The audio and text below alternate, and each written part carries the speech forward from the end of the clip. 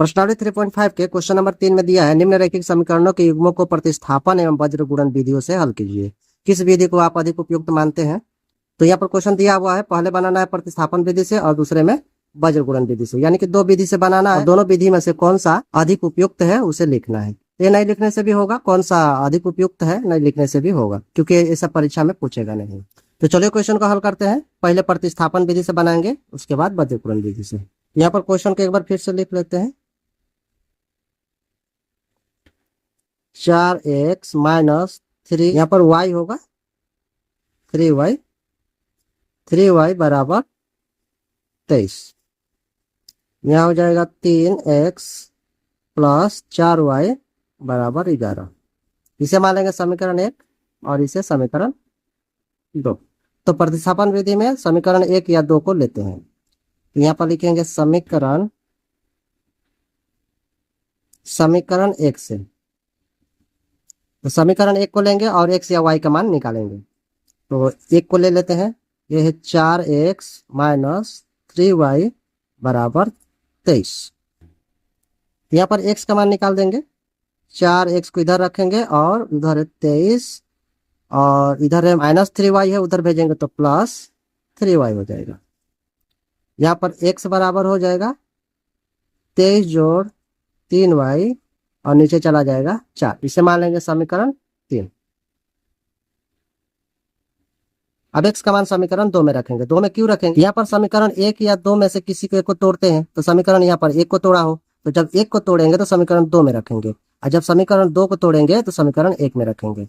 ठीक है, चलिए आगे बढ़ते हैं। तो यहाँ पर x का मान समीकरण 2 में रखेंगे। तो समीकरण 2 को पहले लिख लेते हैं। यहाँ पर लिखेंगे x का मान समीकरण 2 में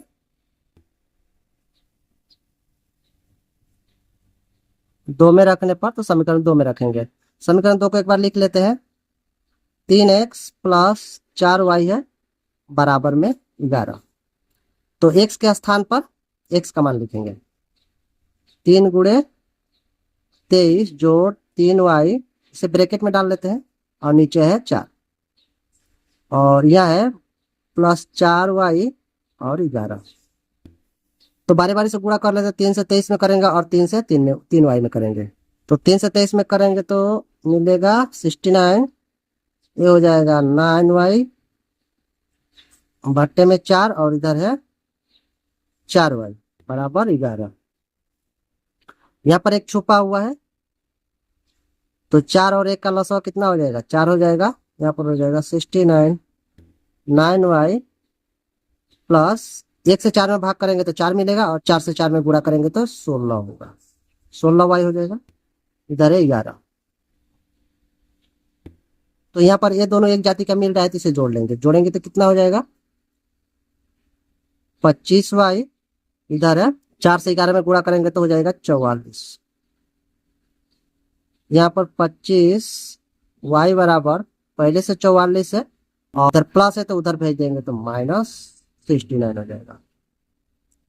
y बराबर, तो इसमें से घटाएंगे तो मिलेगा माइनस 25। y बराबर माइनस 25 बट्टा में हो जाएगा 25। तो 25 से 25 कैंसिल हो जाएगा, तो यहाँ पर 1 बचेगा, -1, यहाँ पर 1। तो y के मान मिल गया हमें -1। अब y का मान समीकरण 3 में रखेंगे। यहाँ पर लिखेंगे y का मान समीकरण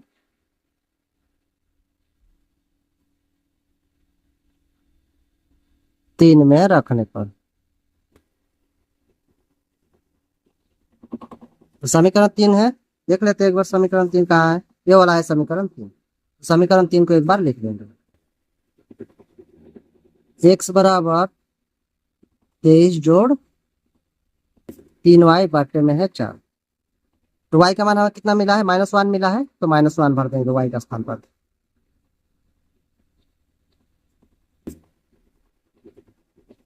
-1, नीचे है 4, यहाँ पर प्लस माइनस माइनस हो जाएगा और 3 एकम 3। तो यहाँ घटाएंगे तो कितना मिलेगा, 20 मिलेगा। x बराबर 20 और बट्टे में 4, इसे काटेंगे तो हो जाएगा 5। तो x बराबर मिल गया 5। तो x का मान मिला है 5 और y का मान -1। तो ये हो गया प्रतिस्थापन विधि। अब वज्र गुणन विधि के द्वारा बनाएंगे। तो वज्र गुणन विधि के द्वारा बनाएंगे।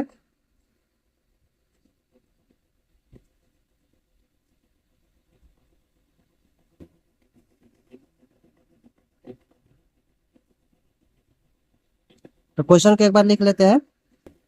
4x - 3y बराबर 23, और दूसरा है 3x + 4y बराबर 11। तो बराबर के जो उस पर इस पर कर लेते हैं। तो और एक बार लिखेंगे क्वेश्चन को।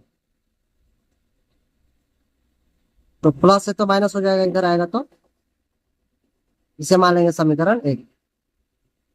दूसरा को लिखेंगे 3x + 4y -11 हो जाएगा, इसे मानेंगे समीकरण 2। तो वज्र गुणन विधि का जो नियम है उस नियम को लिखेंगे। A1 B1 और C1, ये हो जाता है A2 B2 और C2। A1 का मान क्या हो जाएगा, A1 का मान हो जाएगा 4, यहाँ पर लिखेंगे 4। B1 का मान हो जाएगा, और B1 का मान हो जाएगा -3, और C1 का मान हो जाएगा -23। A2 का मान हो जाएगा 3, और B2 का मान हो जाएगा 4, और C2 का मान हो जाएगा -11। तो इसमें क्या होता है, पहले इसे लिखते हैं। 1 नंबर में इसे लिखेंगे, 2 नंबर में इसे लिखेंगे, 3 नंबर में इसे। आप लोग ऐसा नहीं कीजिएगा, ये मैं समझाने के लिए कर रहा हूँ। ये है 4 नंबर, यहाँ पर लिखेंगे x y और 1। तो 1 नंबर किसे माने, इसे, ये हो जाएगा B1 B2। दूसरा नंबर में इसे C1 C2। तीसरा कौन सा था, ये वाला है, यानी A1 A2। और चौथा है ये वाला B1 B2। इसे अब क्रॉसिंग गुणा करेंगे, इसे चिन्ह लगा लेते हैं।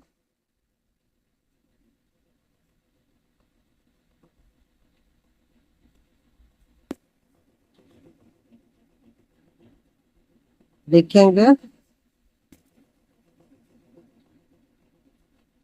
y हो जाएगा x। तो यहाँ पर हो जाएगा B1 गुणे C2, यहाँ पर होगा B1 गुणे C2 माइनस B2 गुणे C1, B2 गुणे C1। इधर चलते हैं, इधर हो जाएगा C1 माइनस फॉर्मूला का है, और C2 गुणे A1। इधर आ जाते हैं, इधर हो जाएगा A1 गुणे B2, A1 गुणे B2 माइनस A2 गुणे B1, A2 गुणे B1। उसके बाद बारी बारी से मान भरेंगे। तो कौन सा मान भरेंगे, चलिए देख लेते हैं एक बार। यहाँ पर A1 का मान कितना है, 4 है। A2 का मान है 3, B1 का है -3, और B2 का मान है 4। यहाँ पर C1 का भी -23 और C2 का -11। तो बारी बारी से हम मान भर लेंगे।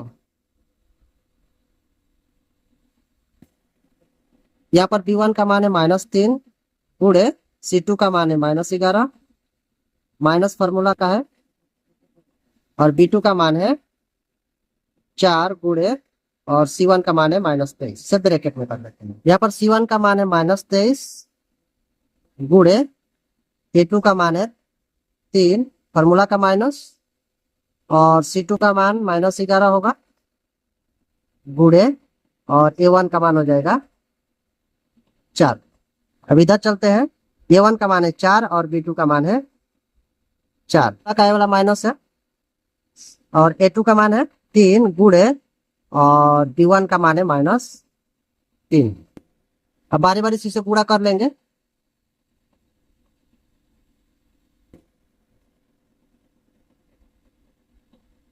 यहाँ पर माइनस माइनस प्लस हो जाएगा, और 11 तिहाई 33 हो जाएगा, और यह माइनस है, यहाँ भी माइनस है तो प्लस हो जाएगा। 23 चौके हो जाएगा 92, और इधर 3 तिहाई 9 और 3 दूना 6।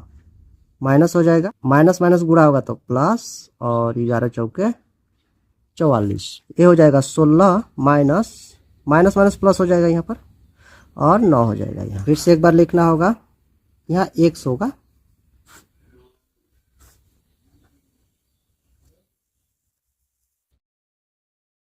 तो यहाँ जोड़ेंगे तो 5 और यहाँ हो जाएगा 125 हो जाएगा। यहाँ घटाएंगे तो होगा 5 2, यहाँ पर माइनस 25 हो जाएगा, और यहाँ पर हो जाएगा जोड़ेंगे तो 25। यहाँ पर 2 बॉक्स बना लेते हैं, x बट्टा 125 इसे रखेंगे, इसे लिख लेते हैं 125। इधर तिराकोनी गुणा कर देंगे, क्रॉसिंग गुणा, तो हो जाएगा 25x, इधर हो जाएगा 125। यहाँ हो जाएगा x बराबर 125 बट्टे में आ जाएगा 25, यानी 25 5 125। यहाँ पर x का मान हो जाएगा 5। और इधर चलते हैं, यहाँ पर हो जाएगा 25y बराबर माइनस 25, y बराबर माइनस 25 बट्टे में आ जाएगा 25 से 25 कैंसिल हो जाएगा, तो बचेगा y बराबर हो जाएगा -1। तो x का मान मिला है 5 और y का मान -1। तो चलिए इसे लिख लेते हैं। इसलिए निर्णय मान x बराबर कितना मिला था 5 और y बराबर -1। ये हो गया हमारा आंसर। अगर वीडियो अच्छा लगा तो एक लाइक सब्सक्राइब करके जाएगा, और इससे पहले का वीडियो अगर आप लोग नहीं देखे होंगे तो प्लेलिस्ट में वीडियो जाकर आप लोग देख सकते हैं। तो चलिए फिर मिलते हैं अगले वीडियो में।